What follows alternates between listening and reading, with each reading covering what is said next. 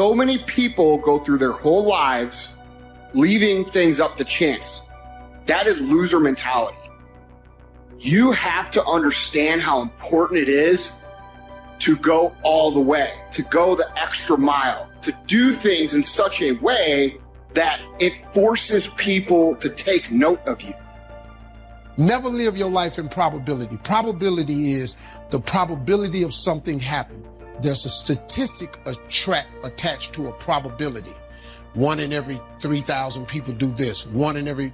That's a probability. A possibility has no stats attached to it. Live your life in possibilities and you'll change it. Just change the way you think. Winners go so far and above and beyond what is actually expected that they force the result. You are in control of putting so much effort into something that people have to notice. You have to go that far. You have to force their eyeballs on you. You have to make people say, that guy's definitely the right guy for the job. Look how much better he is than everybody else. You know what I thought to myself? I thought I would hate to live and die and never know what would happen if I ever committed myself to anything. Some people have never thrown their whole self at nothing. Not at school, not at work. Oh my God, you've had 1 foot in and 1 foot out of every dream all of your life, and you've never seen what you could be if you ever really connected and threw everything. And the question is, if you died today, what ideas, what dreams, what abilities, what talents, what gifts will die with you? We forget that you don't have to be famous to have the ability to change at least your own personal history, to change the direction we go in our life. We have the power to choose, even if you haven't before. You can finally say, no more, I won't put up with that, within myself or from anybody else. And here's what I'm going to do differently. That's where the breakthroughs really start to happen. Now the question is, why do some people stand their ground and make something change versus other people just kind of accept things? The science of becoming successful is not what you do for a living. It ain't how much you make. It ain't none of that. It's simply how you think. If you change your thought, you change everything. You change your attitude, you change your altitude. It's all that. It's the law of attraction. Your attitude is everything. That's what money ain't everything, but it's very helpful. It ain't everything, but it's a lot. It's not that easy as dropping out of law school. You've always wanted this. You've always worked for this. You've dreamt about this forever. And it's not going to leave you. That's why we say your dreams are kind of in the back of your mind. So you don't have a choice about this. If you've always wanted this, so you got to take care of the fact that you're grieving, and that's like riding waves of emotion. That's taking control. That is not leaving things up to chance. This is a skill. This is not something you're gifted with. This is something you learn. It's something you practice. And eventually, yes, it does become a habit, but it's not one that people automatically have. You have to go the extra mile. You have to go all in. You have to quit leaving things up to chance if you want to win. Winners do not leave things to chance. They do everything that they possibly can, every single time, every single day, to win. They understand the last 20% is what separates them from everybody else. It's what separates you from where you want to be.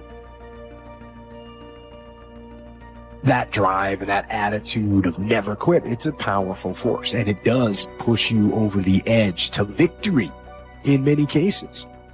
But over that attitude, you have to layer something on top of that. It's basically strategic vision and understanding of the battlefield as a whole. So you absolutely need to know when you got to stop beating your head against the wall. You've got to know that. Happiness is both a grasp of the obvious, as well as an awe of the mysterious. But for most people around us, happiness seems to be either something left behind or something yet to be discovered. Like all the good things in life, happiness is elusive by nature, but not impossible to capture. A major key for bringing joy into our lives lies in the next word, discipline. If there is a magic word that stands out above all the rest, this is the one, discipline. Predictability creates stability. Structure creates steadiness. You need to set and stick with a routine for the duration of this pandemic. Stop watching so much news because it's all negative right now. And for your own mental and emotional and spiritual health, you need to monitor your media intake. I made a decision, a very difficult decision. All of my work for all those years of filing, I made a decision to get rid of all of it. They're not relevant. They're not new. They're not fresh. They don't breathe. There's no fire and passion in them. I'm just going to say to you, it begins to help us to let go of the things that we have depended on the past so that we can go to an entire new level of living.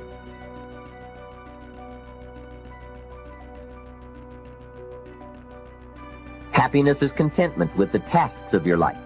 It is thought inspired by, organized with, and rooted in your personal philosophy. Happiness is a life well lived, in which a wide variety of experiences are deliberately captured to become an invaluable form of currency for you to spend and invest in your own better future. Happiness is activity with purpose. It's love in practice. You can take an introvert. You know you're an introvert if when you're around people, you get exhausted by it and you have to go off by yourself and recover. You know, then you're an introvert. And if you're an introvert, you don't really like being in groups. And so sales, you know, maybe that's not for you, you know. And that's a good thing to know, because if you're an introvert, why go be a salesperson and be miserable? Do something where you can spend time alone and not be miserable. That's better. By reviewing your habits, you may find out that some of them are inhibiting your success. You may find out that what you're doing every day is bad for you. Or you may realize that you've gotten out of some very good habits. Somebody says, well, I've just gotten out of the habit of taking my daily walk around the block. Well, I guess you'll just have to get in the habit of being sick down the road. Somebody says, well, I used to read the books all the time. I've just gotten out of the habit. Then change it. Go back into your disciplines. If you've just gotten out of the habit, just get back into the habit. It's called discipline. If it doesn't work, don't do it any longer. You can keep your fingers crossed if you want to and hope that it'll all straighten out. You can wish for the wind not to blow quite as severely, to change in your favor, but we call that naive at best. If the habits that you've gotten into aren't serving you, change them. You can't keep doing this any longer. Don't wish for a better wind. The key is to wish for the wisdom to set a better sail. Utilize whatever wind that blows to take you where you want to go. That is the philosophy I picked up at age 25, and it revolutionized my whole life. And here's what I found. I found it was easy. I became a millionaire when I was 31, and I found it was easy. Now here's my definition of easy. It was something I could do. I figure if it's something you can do, it's easy. But here's a little parenthesis. I worked hard at it. I made sure my disciplines were in line. I made sure my habits were good. I made sure I did all that I could. I found something that I could do, but I worked hard at it. I got up early, stayed up late, and worked hard from age 25 to 31. But what I did was easy, meaning it was something I could do. Well, you say, Mr. Rohn, if it was so easy, how come during those 6 years, all those other people around you didn't get rich? Here's why. It's easy not to. How else would you describe it? That's it. It's easy to keep doing the things that don't work. It's easy to keep bad habits. It's easy not to develop the disciplines. It's easy not to. So how come I got rich and they didn't? Here's a philosophical phrase. The things that are easy to do are also easy not to do. That's the difference between success and failure, between daydreams and ambitions. Here's the key formula for success. A few disciplines practiced every day. And those disciplines have to be well thought out. What should you spend your time doing? Don't waste your time on things that aren't going to matter. But a few simple disciplines can change your whole economic future. Future with your family, future with your business, future with your enterprise, your sales career, your management career.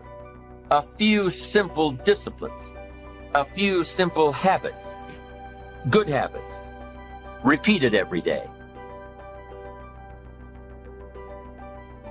You're gonna face pressure, you're gonna face storms, you're gonna face suffering, but please understand, leg day, well, it's focusing on an area that you don't always focus on that seems unpleasant. And the best way to say it is live in harmony.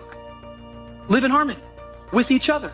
But it's a lot of other parts coming together in harmony. It's a picture of what it looks like in our faith to walk with one another. There are a lot of people that don't understand the power of laughter and the power of being joyful and deliberately feeling good. Does it mean that I don't have any challenges? Yes, I do. Stuff's happened to people that I care about. I know it's easy to get glued to the internet, glued to social media, get glued to the TV, 24-hour news channels. But if you fill your mind with constant images of negative news, and they're just saying the same thing over and over, it's going to deplete your reserves. It's going to raise your stress level. And you don't need to hear the same negative story over and over and over. I'm more creative today than I would have been if I'd had those files. I test more than I would have been because what? That was a crutch to me. I was holding on to what I knew instead of letting go so I could grab hold of what I could become. So that's a huge word right now. Just be testing. It's going to make you the person you need to be during this time. Testing says that there's a better way, and failing says, I haven't found that way. Failing tells you that, I haven't found that way, but it also tells you getting closer to find that way. Before you're going to have peace, you're going to have to make some decisions about some things. And the first decision you have to make is, I am unwilling to live without peace. I will not live without peace. You see, I spent way too much of my life in turmoil. And maybe 15 years ago, I made a decision that I was going to have peace and I was going to have joy and I was going to have righteousness. Now here's the formula for failure. Errors in judgment, repeated every day. All you've got to do is to have a few errors in your judgment and repeat them every day. I'm telling you, they'll spin out of control in 10 years. You'll end up driving what you don't want to drive, wearing what you don't want to wear, living where you don't want to live, earning what you don't want to earn. A few errors every day, bad habits every day. It's disastrous. Now here's why it's easy to repeat an error in judgment. Because failure doesn't fall at the end of the first day. Bad habits don't show their horrible results at the end of the first day, or the first week, or the first month. It's easy to get faked out. If disaster fell on us at the end of the first week, we'd change our philosophy. But it's so subtle. Errors in judgment, bad habits. They're so subtle. They get you a little off course. A little off course, a little off course. You keep drifting off course, and all of a sudden you're caught. So you've got the choice right now of one of two easies. Easy to do or easy not to do. I can give you in one sentence how I got rich by the time I was 31. I did not neglect to do the easy things I could do for 6 years. I did not neglect. That's the key. I found something easy I could do that led to fortune, and I did not neglect to do it. The major reason for not having more of what you want in America, more health, more money, more power, more influence, more everything, the major reason is simple neglect. Neglect. And if you don't take care of neglect, it becomes an infection, and then it becomes a disease. So if you're in the habit of not doing it, doing all it takes to get ahead, get in the habit of doing it. Doing all it takes. That's the first benefit of positive reinforcement, building good habits. Now, the second benefit of positive reinforcement is that it creates the energy to fuel additional achievement. It gives you the drive to do more, to not only keep on doing what's right, but to do more of what's right. The disciplines that will help you grow and get ahead of it all. The knowledge that what you're doing is paying off creates more energy to keep going. How easy is it to get up in the morning when you know you're not doing all that it takes? It's not very easy at all. You can just lay there awake thinking, oh, what's a few more minutes in bed? It won't matter much anyway. Wrong. It does matter. It will matter. Now, how easy is it to get up in the morning when you're pouring it on, doing the best you can, anxious to get going, make progress toward your dreams? It's a whole different story. When you're resting to renew your reserves, it's much different than resting to avoid your day. When you're psyched up and excited for your life, when you're excited for what you've planned to accomplish for the day, it's amazing. You'll wake up before the alarm clock even tries to startle you awake. Your successes fuel your ambition. Your successes give you extra energy. Your successes pave the way for more successes. It's the snowball effect. With one success, you're excited to meet another, and another, and another. And pretty soon, the disciplines that were so difficult in the beginning, the disciplines that got you going, are now part of your philosophy.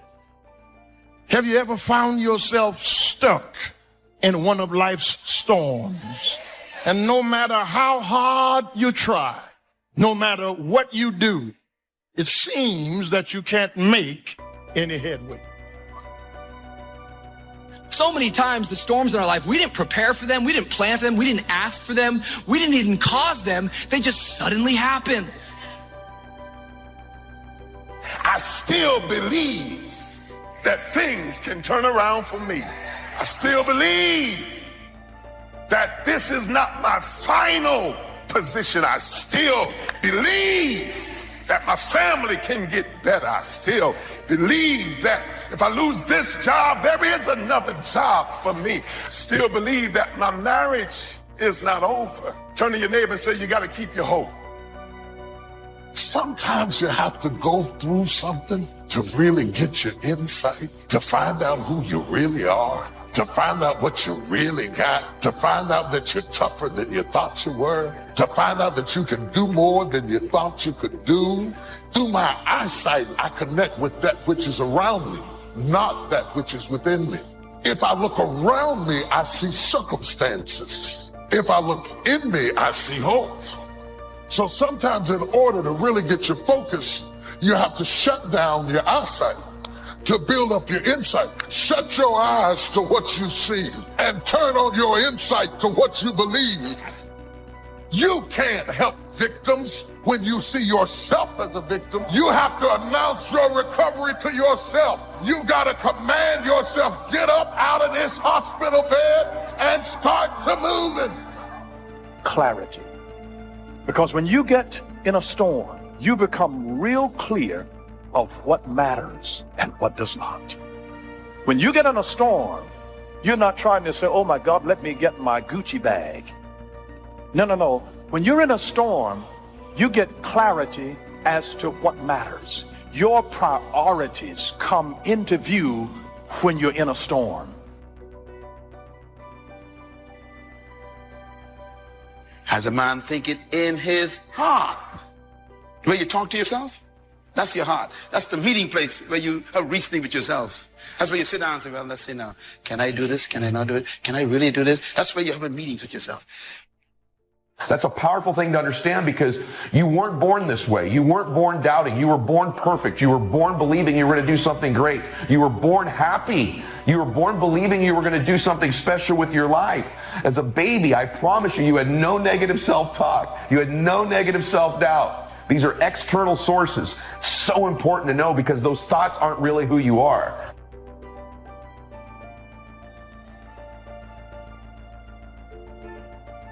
Be careful how you think. Your life is shaped by your thoughts. People say, well, I was just thinking it. Well, you don't realize how important the thought is. The power of your mind, the power of your thoughts has tremendous ability to shape your life for good or for bad. Sometimes when we compare ourselves to others, we put ourselves down so much that we don't find power to invest in ourselves.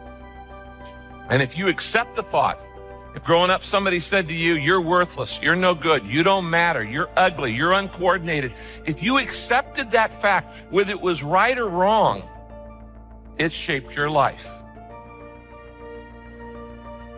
And you're back to the same place that you were. And you wonder why you're not being successful. It's easier downhill than it is uphill. It's quicker downhill than it is uphill. And so what happens is, we have a lot of good uphill days, but we have a few downhill days, and the few downhill days cancel out all the uphill days.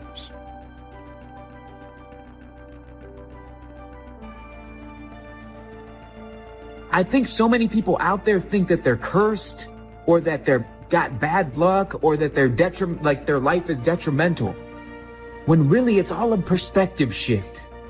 So I want you guys tonight to take some time today, and I want you to think about things that you've experienced in life that you thought were curses that were really life's workings for you.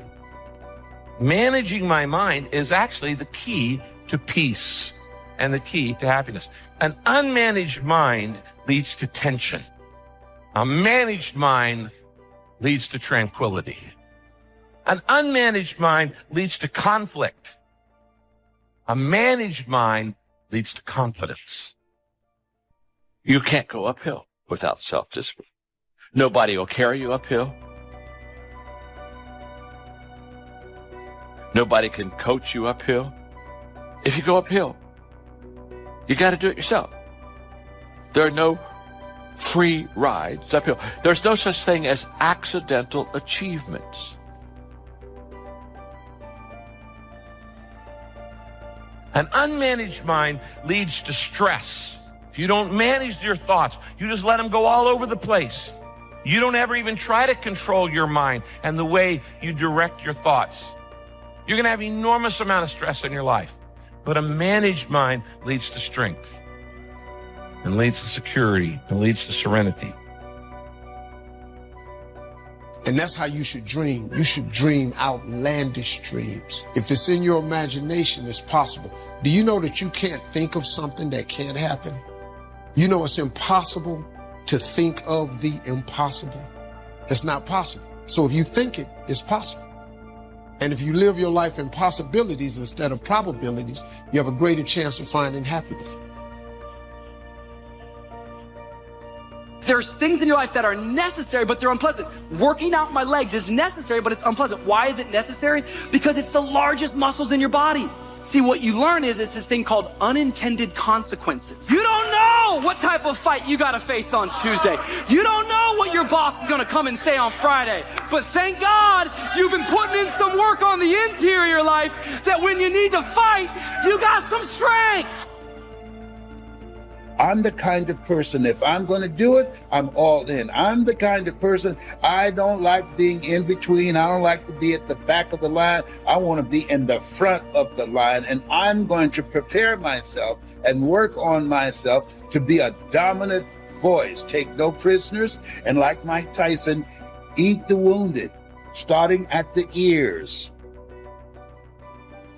Carefully consider how you live. So live wisely, not foolishly. Make the most of your time because these are difficult, evil days. You need to have a routine. Now, when you're stuck at home, it's so easy to slip into sloppiness. I want you to write this down right now. Okay, write this down. Routine develops resilience. I've been riddled with self-doubt. That creeps up all the time in our lives. Am I enough? Am I good enough? Do I deserve this? These are two of the most chaotic things that the adversary can do to us, or that we do to ourselves in our own minds, is to get ourselves doubting, to get ourselves discouraged, because you can't win when you doubt and you can't win when you're discouraged. So if you can't control something and you can't get control of it, you have to at least embrace what you can. There's only so much you can do, and you cannot completely eliminate it. But you can't control it, so why are you going to worry about it? Why are you going to stress about it? If there's something that's completely beyond your control, you've got to detach from it and not let yourself get stressed about it.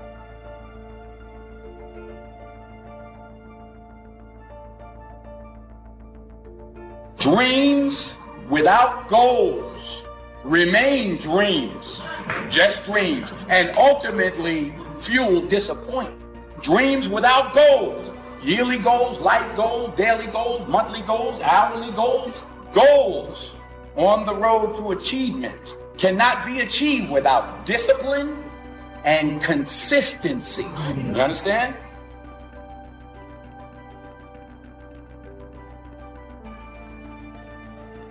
Someone's gonna get the candy in life. There's always candy in life. That piñata eventually always breaks down. Do you want to be the person who was there in the beginning, hitting as hard as you could and sacrifice it and never get the candy? Or are you going to get something for your pain? Are you going to get something for your effort? Are you going to get something for this sacrifice you're making? You got to get something for this pain. You got to stick in the game until the candy comes out, and then we all get to celebrate. I promise you there's going to be a payoff for you.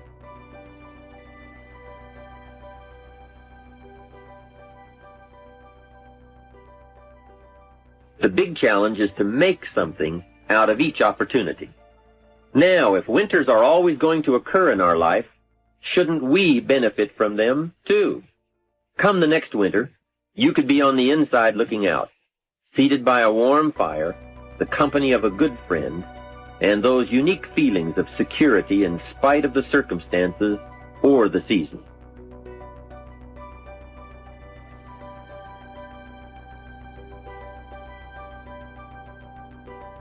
Happiness is freedom from the negative children of fear, such as worry, low self-esteem, envy, greed, anger, resentment, and so on. Happiness is an awareness and a grasp of the positive power of life and loving values. It is an order of thought, activity, and lifestyle. Happiness is values in balance. It is contact with people of substance. There's another dimension, which is trait conscientiousness, which is integrity and dutifulness, orderliness, industriousness, openness, which is like a hybrid between intellect, intelligence roughly, and creativity.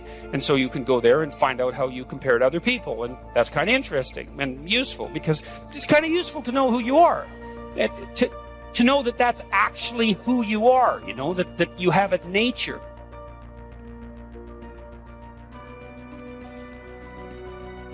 If you've had a dream, I guarantee you were born with that dream woven into your DNA. You see, dreams are deeply personal. That's why you can be super little and be drawn to something like being a lawyer and have no explanation for why. And this is important for you to understand, because if you give up on your dream's going to haunt you.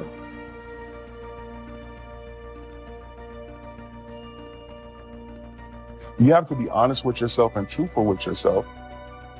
And I think a lot of times what it is for me, I was expecting things from people that I wasn't giving to people. And so that's very selfish, you know? So I had to look at myself and say, you know what, this part of my personality needs to be changed. It needs to be fixed. So it's that reality that you have to have with yourself, and that truthfulness, and not knowing that it doesn't make you weak by admitting these things. It doesn't make you less by admitting these things.